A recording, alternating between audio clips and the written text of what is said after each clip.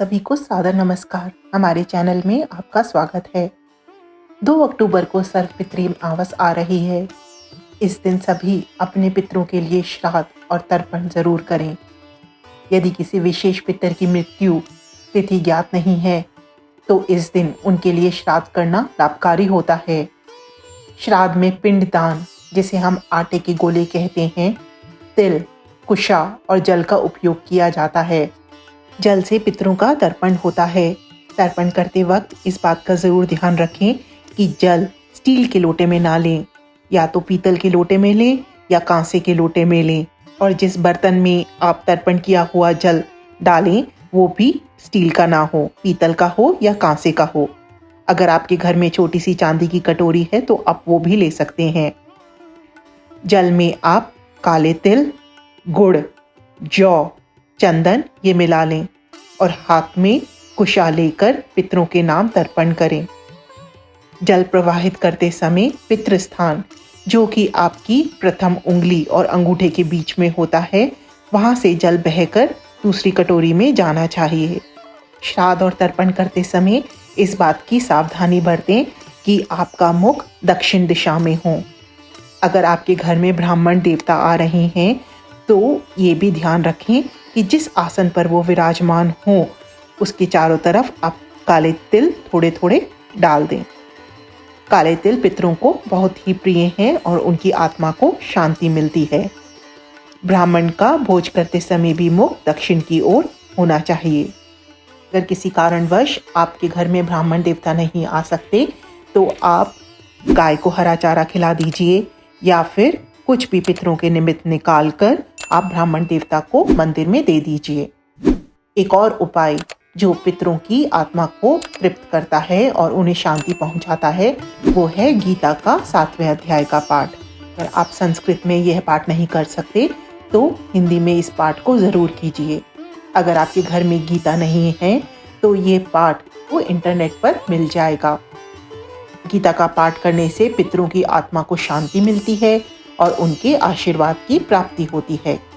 मैंने पहले वीडियो में पिंडदान के बारे में बताया है। तो पिंडदान आटे का गोला होता है, उसमें काले तिल, शहद, दूध और चावल मिलाकर पितरों के नाम अर्पित कर देते हैं और पितरों से यह प्रार्थना करते हैं कि आप इसे स्वीकार करें और हमारे घर में सदा बरकत बनाए रखें। कुछ देर जहां आप पितरों के लिए प्रार्थना कर रहे हैं उस पिंडदान को रखे रहने देना चाहिए और बाद में दोपहर या शाम के समय उसे जल में प्रवाहित कर देना चाहिए। यदि आप पिंडदान नहीं कर सकते तो जल का तर्पण तो जरूर कीजिए। सर्वपितृ अमावस को दान देना भी बहुत शुभ माना जाता है।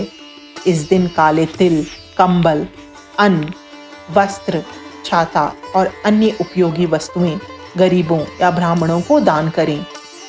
गाय को हरा चारा खिलाएं, गरीबों को भोजन कराएं और यह सब उपाय पितरों के लिए अत्यंत फलदायी होते हैं। इसलिए अब जानते हैं कि श्राद्ध और तर्पण करने का सबसे उत्तम समय कब माना गया है।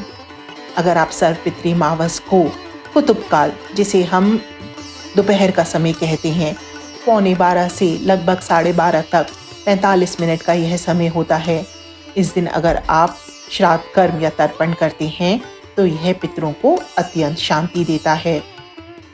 आप उस दिन हवन भी कर सकते हैं और हवन के लिए काले तिल, चावल, गाय का घी, चंदन, गुड़ और गोबर के कंडे का उपयोग करें।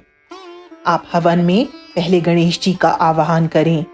ओम श्री गणेशाय नमः इसकी 5 आहुतियां देने के बाद गायत्री मंत्र का मंत्र जाप कर सकते हैं। के बाद ओम कुल देवताभ्यो नमः, ओम ग्राम देवताभ्यो नमः, ओम गृह देवताभ्यो नमः, ओम वास्तु देवताभ्यो नमः, ओम पितृ देवताभ्यो नमः इसकी 5-5 आहुति का आप हवन कर सकते हैं।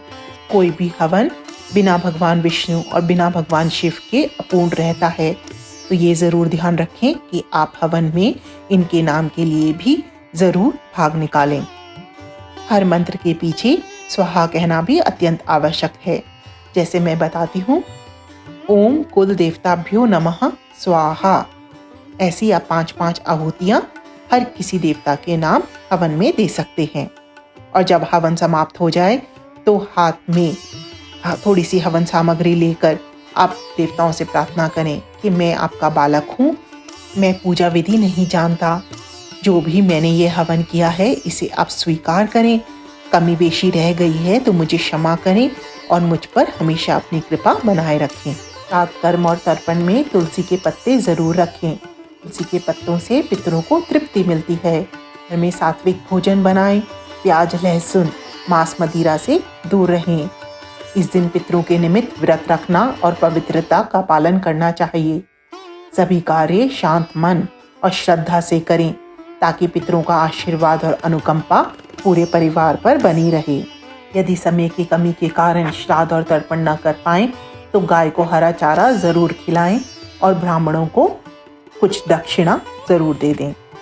दिन को भूलना नहीं चाहिए और पूरी श्रद्धा से तर्पण या श्राद्ध करना चाहिए ताकि घर में सुख और समृद्धि खुशहाली बनी रहे। इस प्रकार अमावस पर किए गए तर्पण और श्राद्ध से पितरों की आत्मा तृप्त होती है, उनके आशीर्वाद